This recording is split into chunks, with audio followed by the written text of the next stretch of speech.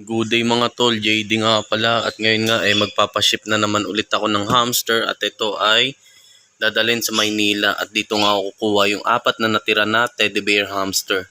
Lagay na natin sila dito sa may karton. Ito na nga yung in-order sa akin mga tol, tapos binuknan niya ng Lalamove to. All goods na nga mga tol at yan, nabutasan ko na rin at ngayon waiting na lang ako sa Lalamove rider. Ano nga yung rider mga tol? Ayun na siya. O sige ma'am, salamat po ha. OTW na po. Thank you po. Safe na mga tol, bound to Maynila.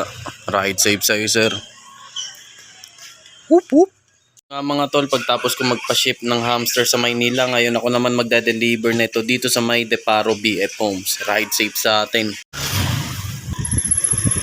Traffic mga tol.